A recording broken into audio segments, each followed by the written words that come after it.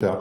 Donc merci de vous être connectés, merci tout spécialement aux Guyanais d'avoir fait l'effort de se connecter à 6 heures du matin pour eux. Chez nous, il est 11 heures. C'est une présentation qui va durer 45 minutes. On va la faire à deux voix. Moi-même, donc Roland Jézéquel, je suis docteur en chimie. Je travaille sur le comportement des hydrocarbures, devenir des hydrocarbures dans l'environnement depuis 25 ans.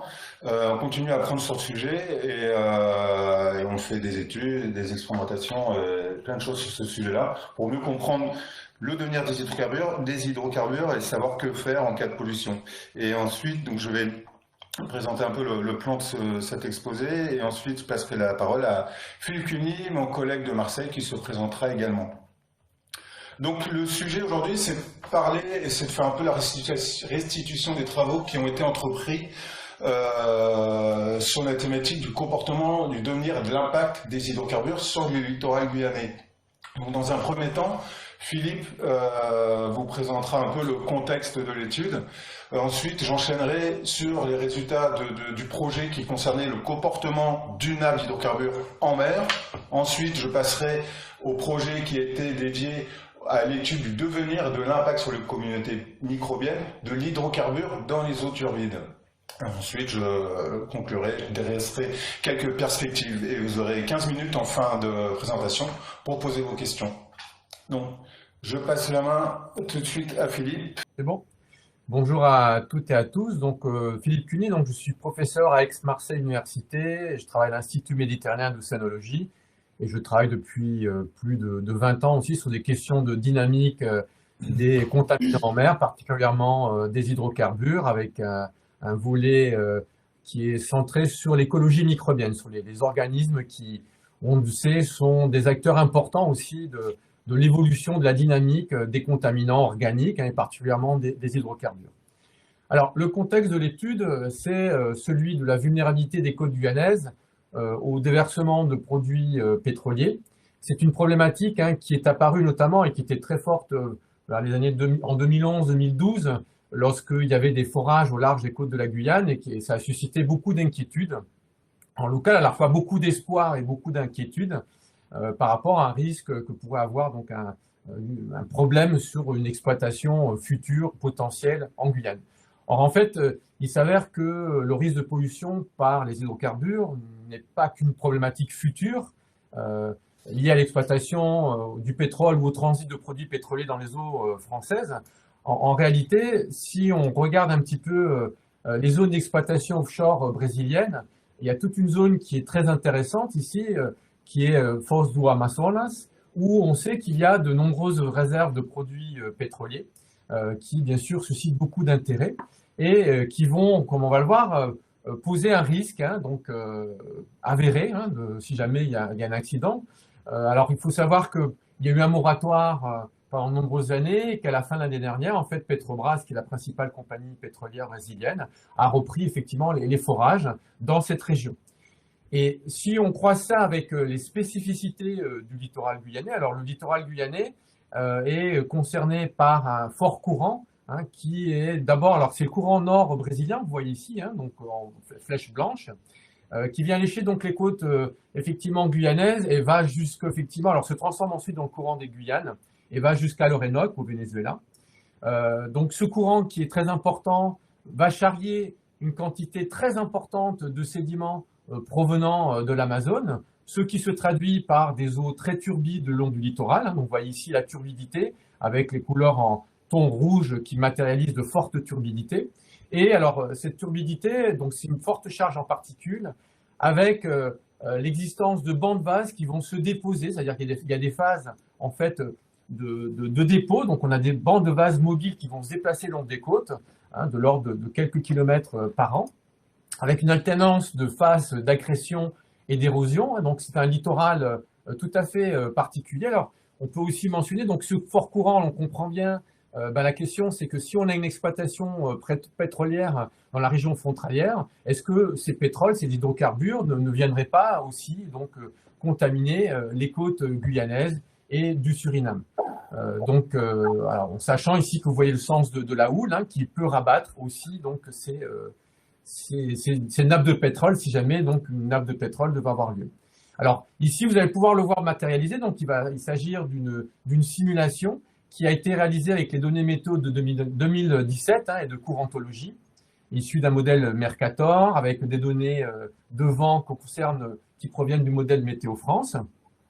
Et en fait, cette modélisation, elle nous montre qu'en réalité, en fonction de l'époque de l'année, effectivement, une nappe de pétrole qui viendrait de cette zone de Foz do Amazonas, ici, donc sur votre droite, en fait, effectivement, potentiellement, pourrait, en fin d'année, début d'année, venir donc s'échouer et donc contaminer les côtes guyanaises. Alors, je vais vous faire montrer ici la simulation. Donc, en jaune, ça correspond au pourcentage de nappe de pétrole. Donc, on est dans le jaune, c'est que vous avez l'essentiel du produit pétrolier. Et vous voyez que donc, on a une dynamique complexe qui est liée à la courantologie de la zone.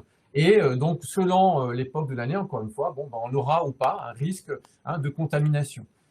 Donc, la question qui se posait, évidemment, c'est quels effets aurait une marée noire sur les écosystèmes côtiers. Donc, c'est la première question qu'on s'est posée effectivement avant de vous présenter le travail qu'on a fait effectivement l'année dernière, qui a commencé d'ailleurs bien avant, donc on va y revenir.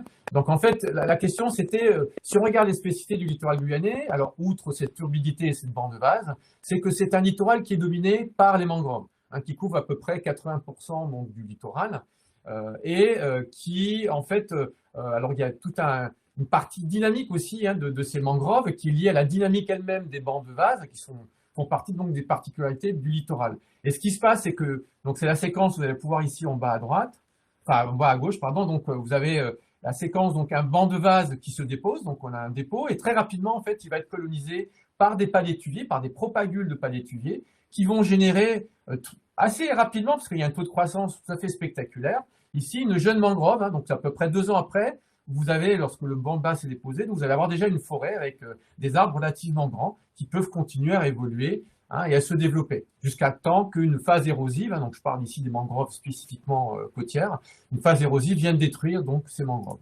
Donc la question c'était quel effet ça pouvait avoir donc sur ces écosystèmes. Donc on avait conduit avec le CEDRE une expérimentation, une petite expérimentation, c'était effectivement pour comprendre un petit peu quels effets, quelles dynamiques on pouvait avoir. Donc, on a réalisé un dépôt contrôlé d'hydrocarbures dans des carottiers en PVC, vous allez le voir, donc dans une jeune mangrove d'Avicennia germinans. Et donc, on a regardé un mois après qu'étaient devenus les hydrocarbures et quels effets avait eu donc l'ajout de pétrole sur les communautés qui vivent dans le sédiment. Alors ici, vous avez une visualisation donc, de la zone d'étude. Alors il s'agissait d'une jeune mangrove qui était à l'embouchure du Sinnamary. Et donc, vous voyez ici, on avait 2 parcelles. Donc, on a mis 4 tubes en PVC, donc, dans lesquels on est venu déposer en surface donc, un mix de sédiments, alors qui était contaminé ou pas. Donc, on avait 4 carottiers contaminés, puis 10 mètres plus loin, dans une parcelle tout à fait similaire, donc des sédiments non contaminés. Un mois après, on est retourné sur site, on a récupéré, donc on a extrait la carotte sédimentaire, donc le tube de PVC avec les sédiments à l'intérieur, qu'on est venu ensuite découper. Donc on a analysé à l'intérieur de 4 horizons sédimentaires, 0,2 cm, 2,4, 4,6, 6,18, un certain nombre de paramètres, donc l'évolution du pétrole qui avait été mis en surface, l'impact, donc la composition et la diversité et l'abondance à la fois donc, des organismes de grande taille, mais également les micro-organismes.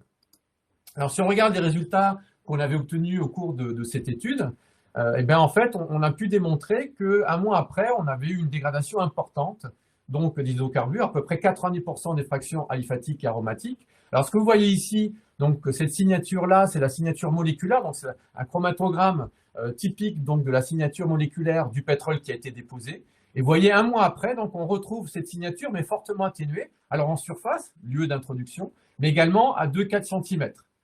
Et on a quelques pics, alors moins nombreux, mais on a donc un transfert en profondeur. On a une signature qui est faible en hydrocarbures ici en dessous, 4, 6, 6, 18 cm. Et vous voyez donc sur la zone contrôle, donc on n'a pas cette signature puisqu'on n'avait pas d'hydrocarbures apportés, à rajouter. En revanche, on a quelques pics qui correspondent aux hydrocarbures biogéniques qui existent naturellement dans ces sédiments. Alors, qu'en est-il des communautés microbiennes? Alors, en termes d'abondance, on n'a pas vu d'effet marqué du pétrole, donc il n'y avait pas une augmentation de la biomasse ni de l'abondance microbienne. En revanche, ici, on a vu que le pétrole modifie en fait la communauté. Alors, ce que vous voyez ici, donc très brièvement, ce sont des histogrammes. Alors, à gauche ici, qui représentent les sédiments non contaminés, à droite les sédiments contaminés, donc un mois après le dépôt d'hydrocarbures. Les couleurs correspondent à différents groupes bactériens, donc majoritaires, hein, qui sont présents donc dans les sédiments, après un mois, après l'introduction donc des hydrocarbures ou pas.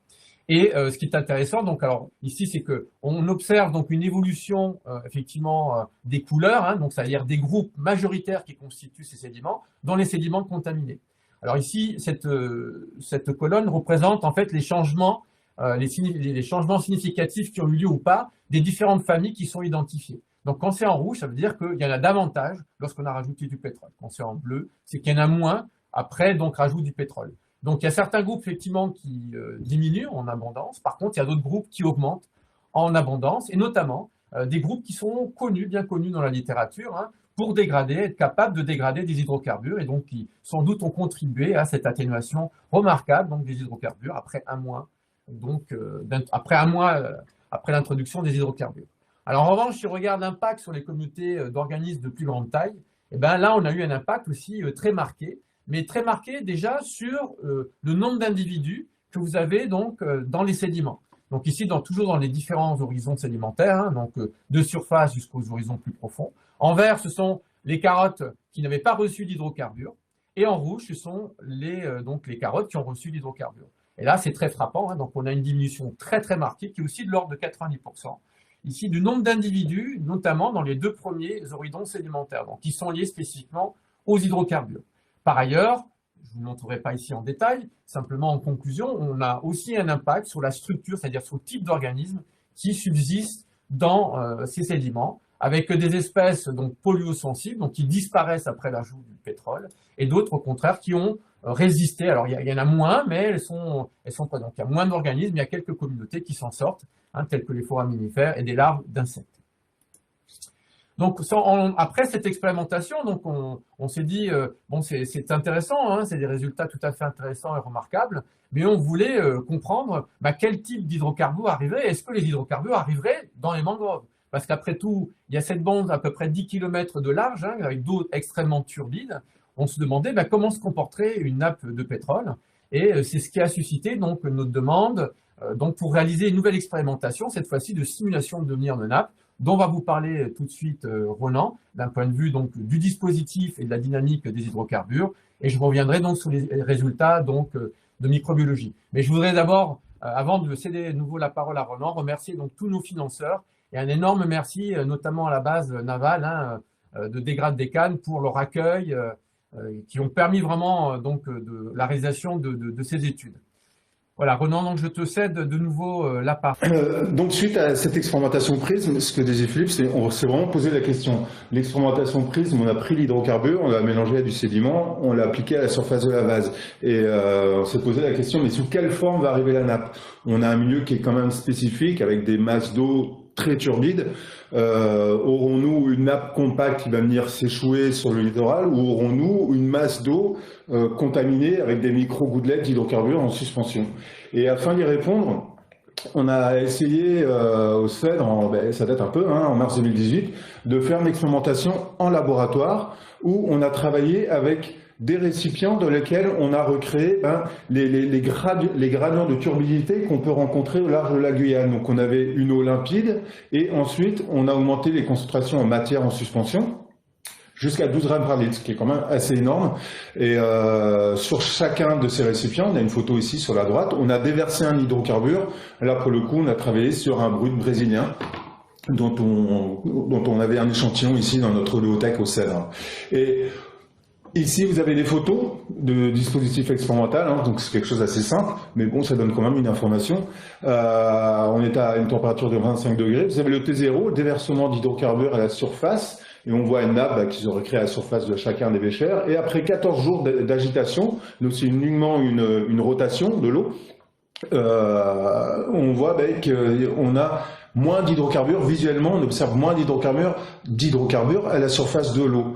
Et quand on a fait des prélèvements d'eau, on a fait les analyses et on a détecté une trace d'hydrocarbures dans chaque prélèvement d'eau, ce qui témoignait de la présence d'hydrocarbures dispersés dans l'eau. Donc, On a fait cette expérimentation sur des petits volumes d'eau en laboratoire à 25 degrés et on voit que l'eau, les caractéristiques de l'eau guyanaise entraînent une dispersion. Et on a quand même eu du mal, on a été confronté à la difficulté de recréer l'environnement guyanais en laboratoire, et d'autant plus quand on est à Brest.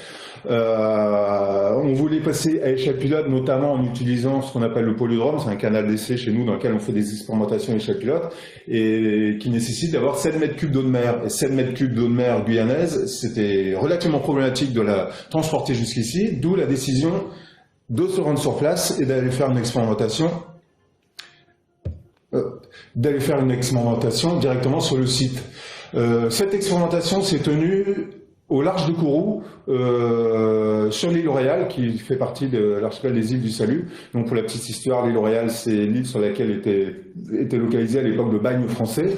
Et au niveau de cette île-là, en fait, on a travaillé sur un quai, le quai de l'île Royale, où on a disposé ce qu'on appelle des cellules flottantes.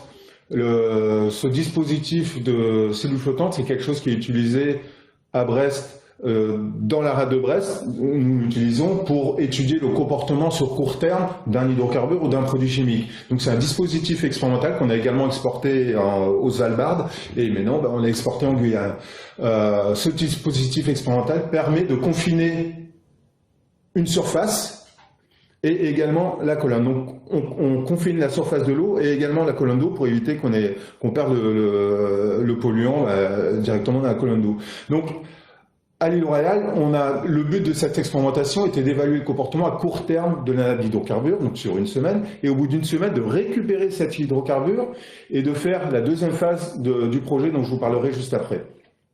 Donc on a recréé des cellules de confinement, donc on avait 3 cellules de 2,25 m² chacune. On avait pour objectif de déverser 20 litres d'un pétrole brut, c'est du Jinugo, c'est un brut africain relativement léger. Et l'idée était de faire vieillir pendant une semaine. Et pendant une semaine, on faisait des prélèvements d'hydrocarbures pour le caractériser, des prélèvements d'eau également pour étudier l'effet de l'hydrocarbure sur les communautés bactériennes. Et vous avez ici un schéma de ces cellules, des surfaces 2,25 m² et une jupe qui confine un peu la colonne d'eau. Et dans le bas, on avait même mis une toile en géotextile pour prévenir toute intrusion par les tortues qui sont relativement présentes à l'île Royale. Des photos de l'installation, donc le matériel, on avait plusieurs mètres cubes de matériel donc la Légion étrangère nous a bien aidé, ainsi que la base navale pour acheminer tout ce matériel jusqu'à l'île Royale, et voilà tout le matériel avec le ponton flottant, et voilà les cellules une fois que tout était mis en place. Donc on voit le quai de l'île Royale ici, et les cellules. Donc l'objectif initial était de déverser 20 litres d'hydrocarbures et d'en faire le suivi pendant une semaine. Avant de faire ce déversement, nous nous sommes livrés à un pré-test pour confirmer que tout était OK et qu'on pouvait continuer, qu'on avait le go pour continuer l'expérimentation. Donc on a fait un déversement, je me rappelle, un samedi soir. On a déversé 1% de ce qui était prévu, c'est-à-dire 200 ml d'hydrocarbures à la surface d'une cellule. Vous avez une photo ici de la cellule. Et on a vu l'hydrocarbure qui s'est étalé, et au bout de quelques secondes, on a eu un étalement beaucoup plus soudain. L'étalement s'est accentué de façon très rapide. Ça faisait penser à quelque chose qu'on observe de temps en temps ici au CEDRE aussi, en laboratoire, ou même quand on fait des essais à côté, de voir cette accélération de l'étalement. En soi, on a l'impression qu'il y a combien de tension active dessus. On a une modification de comportement, et on a l'impression de mettre, comme si on mettait quelques gouttes de dispersant, l'étalement s'accélère. Et la seconde surprise était d'observer en dehors des cellules, mais des remontées de gouttelettes d'hydrocarbures. Donc ici, j'ai une vidéo. Alors j'espère que vous arriverez à voir quelque chose. Je crois qu'on m'a dit que c'était assez pixelisé, mais on voit des gouttelettes, des petites irisations qui se forment ici à la surface de l'eau. Donc il faut savoir que le dispositif expérimental, on avait des jupes pour confiner la colonne d'eau, un géotextile pour empêcher toute intrusion, mais en soi pour éviter également une fuite par le fond, et on a des bouts d'absorbants tout autour pour prévenir toute pollution. Mais on a observé, mais très rapidement, au bout de 2-3 minutes, on a observé des gouttelettes d'hydrocarbures qui se reformaient à la surface de l'eau. Donc normalement, on en voit apparaître ici, je sais pas si j'espère que vous arrivez à voir quelque chose. Et donc on a répété l'essai, on s'est posé la question, est-ce qu'on a un problème avec notre cellule de test? Donc on a répété l'essai dans une autre cellule, on a également observé cette dispersion naturelle, cette fuite d'hydrocarbures par le bas.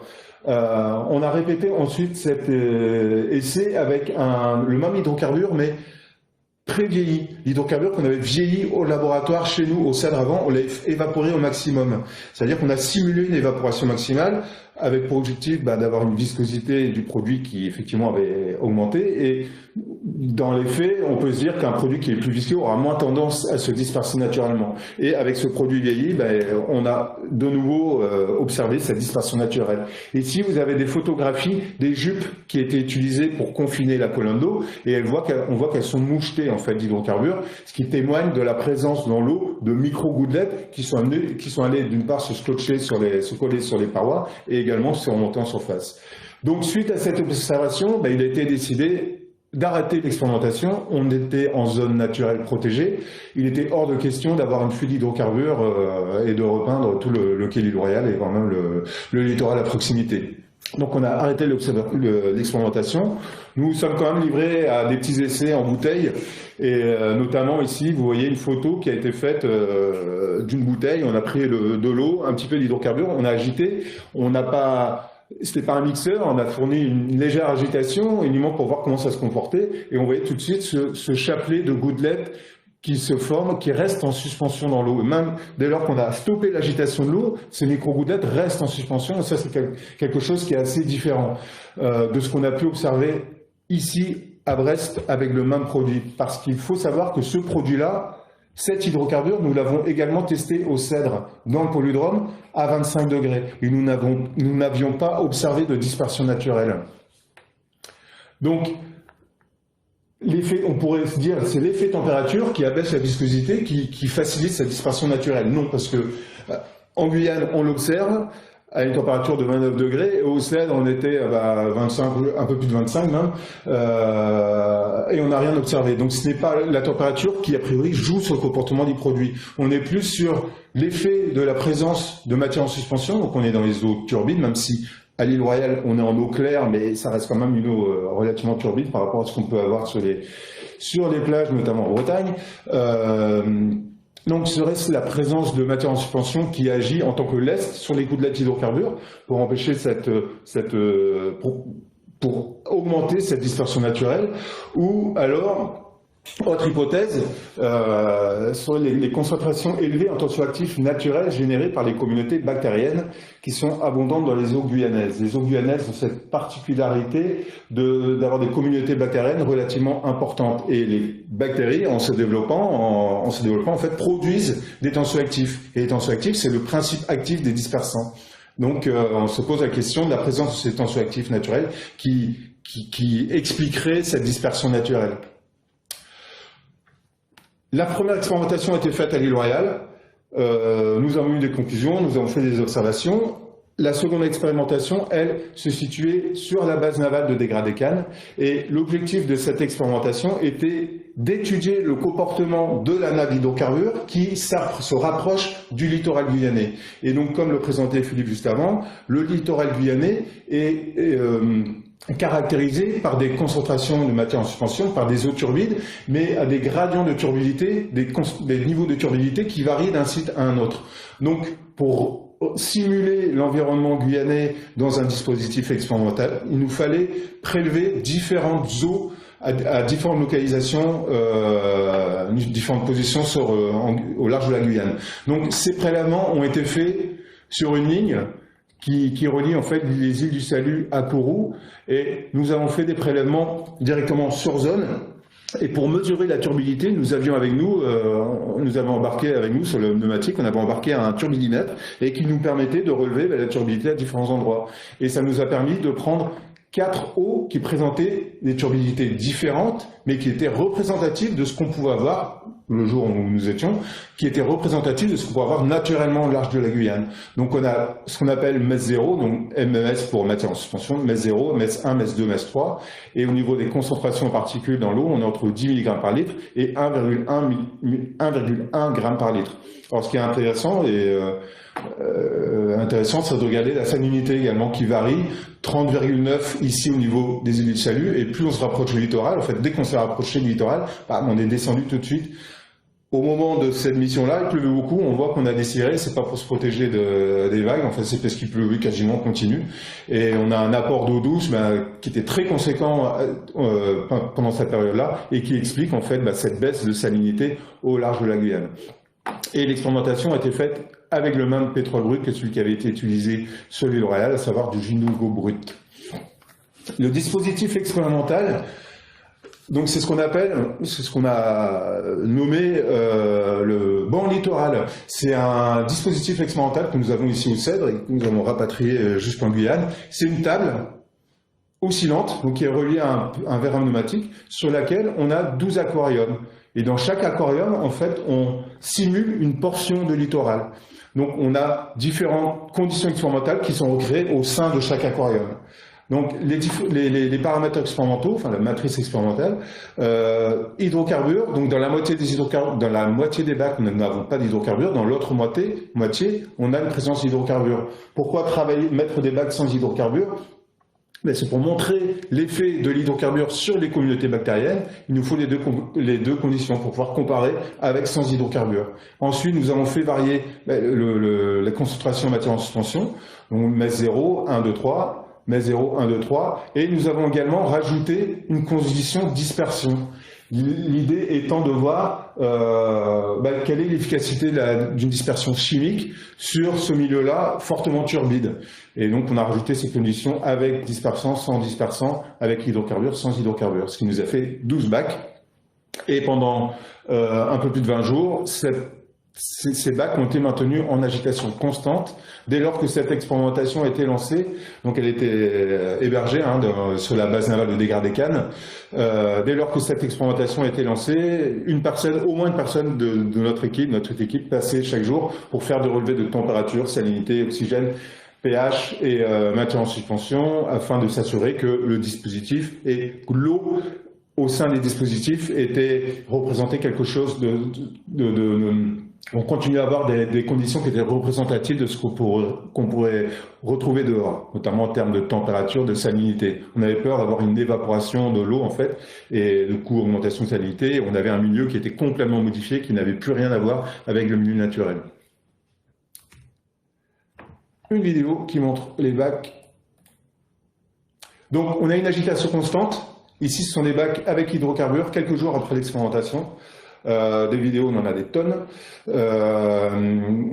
On a une agitation constante. Donc, c'est un va-et-vient, en fait. Cette table-là fait un va-et-vient. Ça maintient une agitation. L'idée étant d'avoir une oxygénation constante de l'eau. Si on avait le malheur de passer en milieu anoxique, là, on avait un shift complet des communautés bactériennes. Et c'était une histoire, en fait, qui n'avait plus rien à voir avec ce qu'on pourrait avoir dans le milieu naturel. Donc, grâce à cette agitation constante, on a réussi à maintenir un niveau d'oxygène dissous qui était relativement constant et représentatif de ce qu'on pouvait avoir en pleine mer. Pour autant, cette agitation n'est pas turbulente. Vous voyez qu'on a juste un va-et-vient. Ce n'est pas une vague qui déferle et qui peut en soi perturber trop la nappe. Donc, dès lors que nous avons lancé cette expérimentation, nous avons fait des prélèvements. Donc on a un suivi quotidien des paramètres du système et nous avons fait des prélèvements d'eau d'une part et d'hydrocarbures à la surface. On parle de prélèvement de nappe.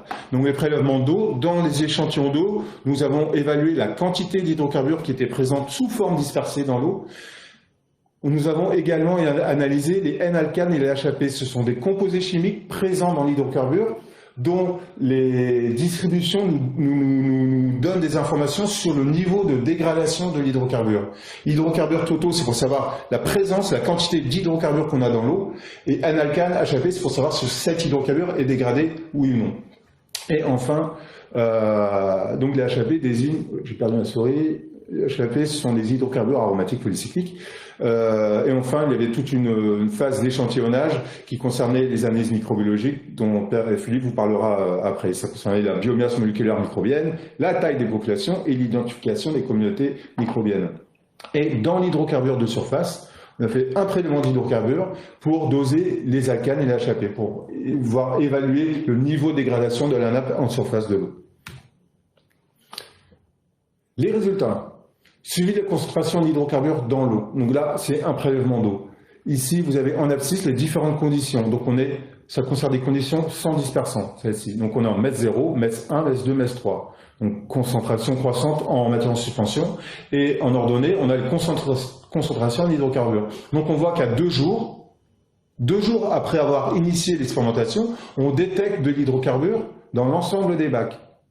Que ce soit MES 0, MES 1, MES 2, MES 3, à des niveaux qui diffèrent d'un bac à un autre. On voit notamment que MES 0 a une concentration qui est relativement faible. Elle est faible, mais elle n'est pas nulle. Et il faut savoir que MES 0 correspond à une turbidité faible, mais qui est par rapport à de l'eau prise au large du Finistère ici, c'est quand même une eau qui est relativement turbide. Et on n'a pas de ces niveaux de turbidité ici au large du Finistère. Et on voit que pour cette eau donc, qui est légèrement turbide, je dirais, on a quand même des niveaux de concentration qui sont mesure de mémoire à 20 mg par litre, et c'est pas rien, c'est quand même quelque chose d'assez conséquent. Si on prenait de l'eau, j'en reviens toujours, au large du Finistère, qu'on fait une agitation comme ça, on n'obtiendra pas ces niveaux de concentration en hydrocarbures dispersés naturellement dans l'eau. On n'observera pas ce niveau-là. Donc, présence d'hydrocarbures dispersés pour l'ensemble des conditions. Et ensuite, dans le temps, donc on a les résultats à 6 jours, 12 jours, 16 jours, 23 jours. On voit qu'on a de plus en plus, on voit qu'on détecte de nouveau des hydrocarbures dans la colonne d'eau à des niveaux qui varient d'un bac à un autre en fait. Donc on voit par exemple MES 0, ça grimpe dès 6 jours, on a vraiment une augmentation des concentrations dispersées dans l'eau, en hydrocarbures dispersés dans l'eau, ensuite ça décroît. Pour MES 3, c'est quelque chose de stable.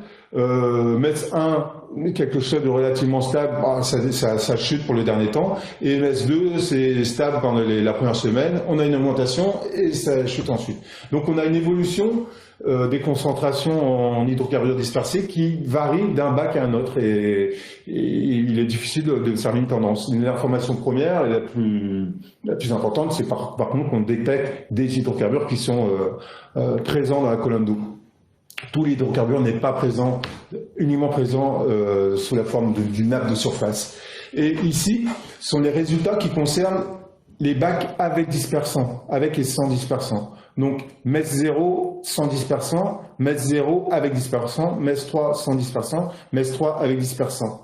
Donc, en faisant, ici on a tous les temps, de 2 jours à 23 jours, et si on fait une analyse statistique, tout temps confondu, on voit que, en tout logique, pour les conditions D+, les concentrations d'hydrocarbures sont plus élevées. Donc, c'est la logique qui est respectée. Mais on aurait quand même pu s'attendre à une augmentation maintenant plus importante de la dispersion.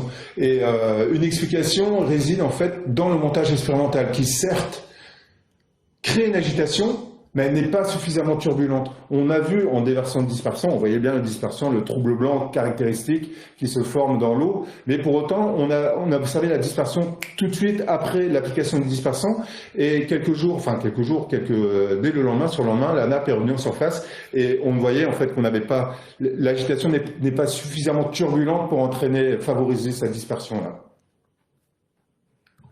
Concernant la dégradation, donc, concernant les niveaux de dégradation, donc on a beaucoup de résultats. Là, c'est vraiment un condensé de ce qu'on a pu obtenir pour passer des heures à discuter des analyses des hydrocarbures et la dégradation notamment. Et ici, le condensé, voilà sous quelle forme il se présente. On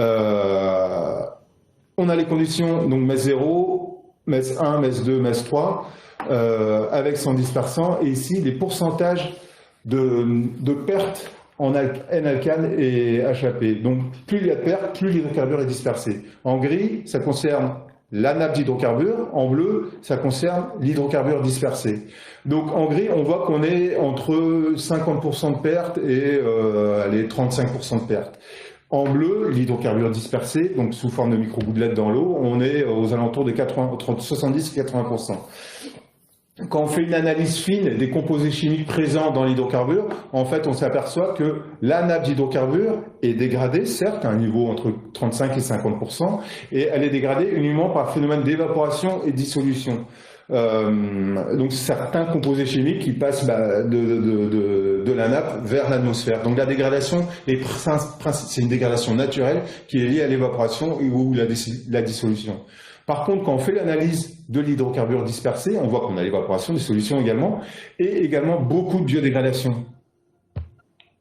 On a également beaucoup de biodégradation des hydrocarbures et à des niveaux vraiment très importants et qui nous ont un peu surpris, enfin surpris mais en bien, on a des niveaux de biodégradation qu'on ne peut observer chez nous, ici, mais uniquement en laboratoire, dans des conditions optimales de biodégradation. Si vous nous demandez d'étudier la biodégradation d'un produit, on va prendre le produit, on va le mettre dans un récipient avec de l'eau, des nutriments, des bactéries adaptées qui viennent de notre plage ici, des bactéries adaptées aux hydrocarbures, on va mettre des nutriments, on va mettre de l'oxygène, on va se mettre vraiment dans des conditions idéales de biodégradation. Et dans ces conditions idéales, au bout de 28 jours, on voit qu'on obtient des niveaux de dégradation qui peuvent être intéressants.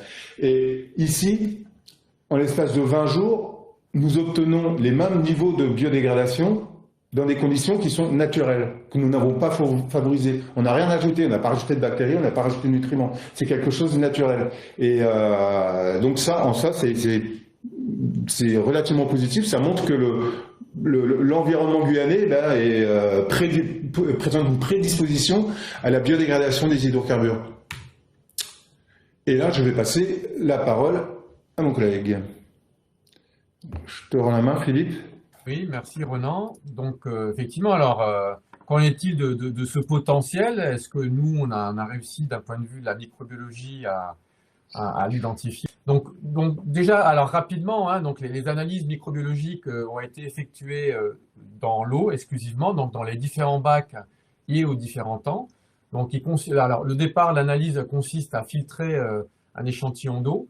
Et à partir de ce filtre, donc on va extraire la totalité de l'ADN, hein, qui va nous permettre de caractériser un certain nombre de paramètres microbiens tels que l'abondance en bactéries, en archées et la biomasse moléculaire, mais également de réaliser, donc après une amplification, on peut faire un séquençage et donc une analyse fine de la diversité, donc des organismes, des micro-organismes présents dans les différents échantillons aux différents temps et dans les différentes conditions.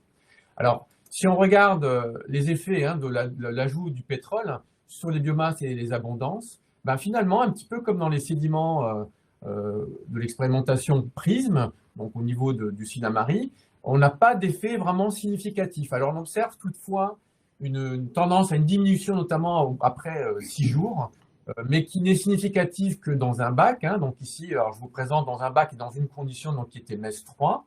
Et vous pouvez donc voir effectivement cette diminution au T6 et qui est significative par rapport au T24. Hein, c'est comme si on avait un réarrangement de la communauté, hein, donc des abondances, donc une réponse, encore une fois, à l'addition donc des hydrocarbures. Alors, justement, puisqu'on parle de diversité, regardons la composition initiale en groupe ici bactérien.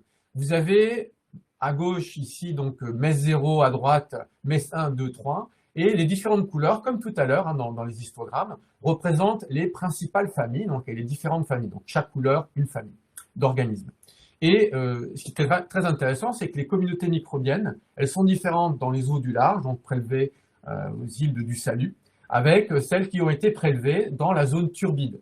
Et finalement, les communautés de MES 1, 2, 3 sont très similaires, à une composition en groupe tout à fait proche hein, et différente donc de MES 0. Alors, point intéressant, c'est qu'au T0, c'est-à-dire au moment de prélèvement de l'eau, on peut déjà identifier en fait la présence de genres bactériens notamment qui sont connus pour avoir une implication dans la dégradation des hydrocarbures.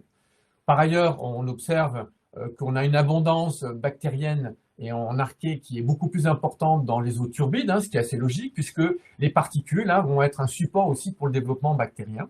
Donc, on a jusqu'à 5 fois plus de micro-organismes dans les bacs avec des eaux turbides que dans l'eau MES 0. Alors, qu'en est-il maintenant de l'évolution après l'ajout des hydrocarbures?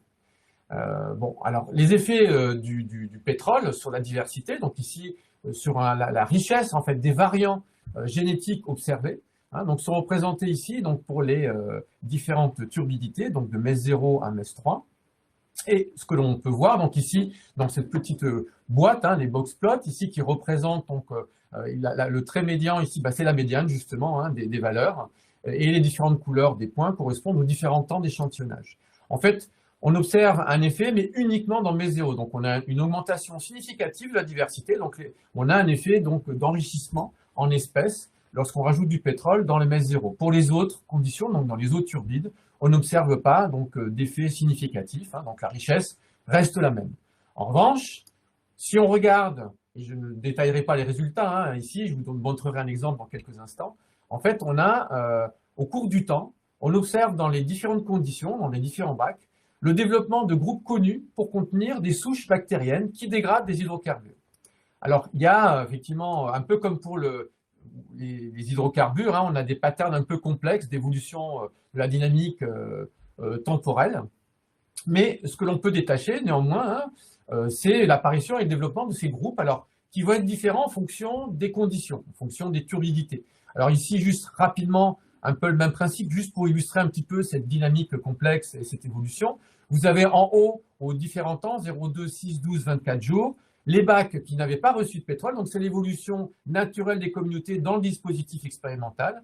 Et en bas, donc, vous avez les mêmes évolutions, mais pour les bacs qui avaient reçu d'hydrocarbures. Ici, on se retrouve dans les bacs à la plus forte turbidité, MS3. Les différentes couleurs correspondent aux différentes familles.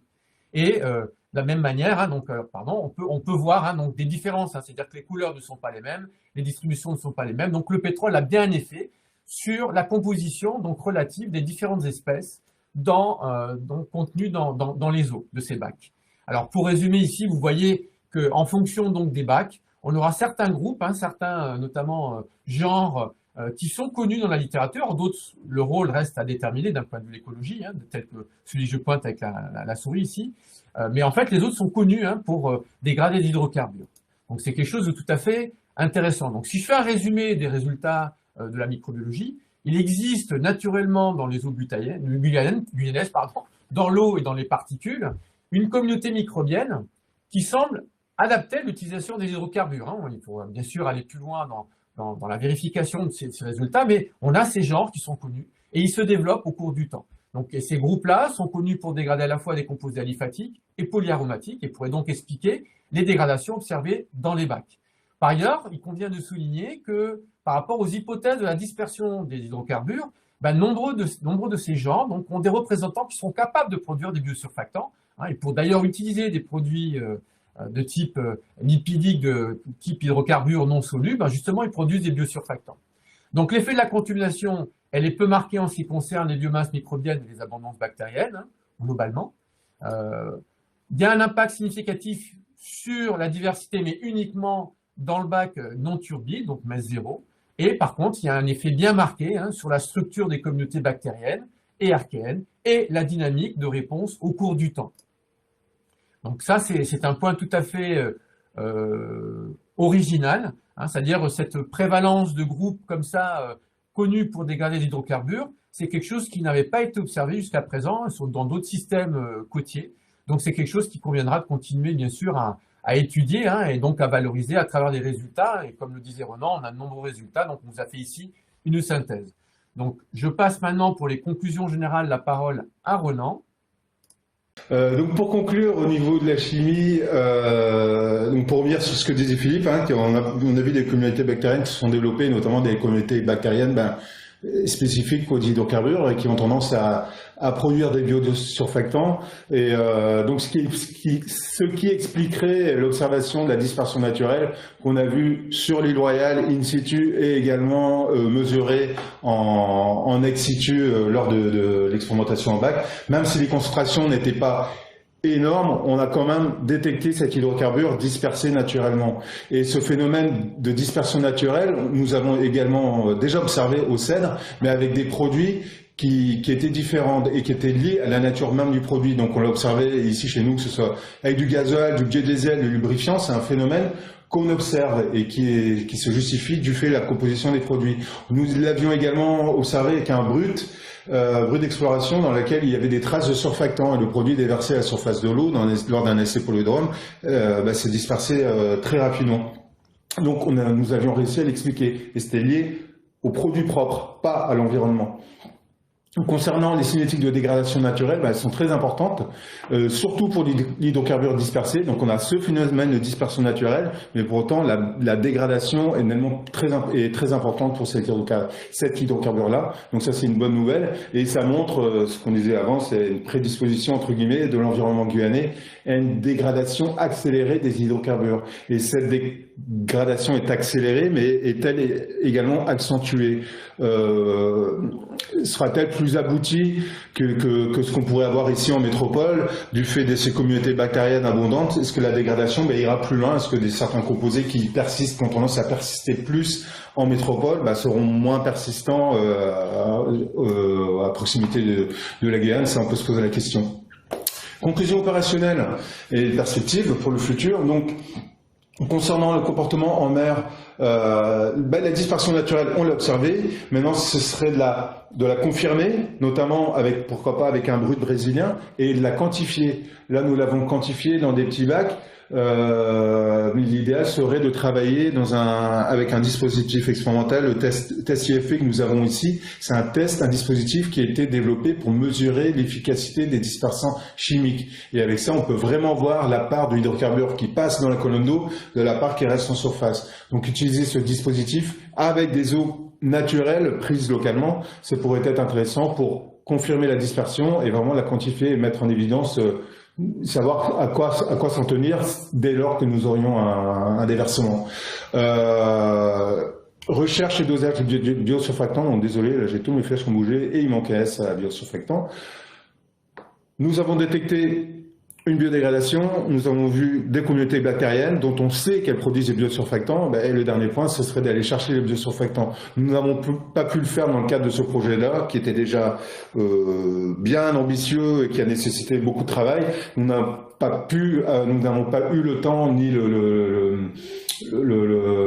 suffisamment de temps pour aller rechercher les biosurfactants. Là, il faut développer de nouvelles méthodes, faire un peu de biblio pour savoir quel type de composés il faudrait chercher. Donc, c'est quelque chose sur lequel il faudrait aller travailler pour montrer,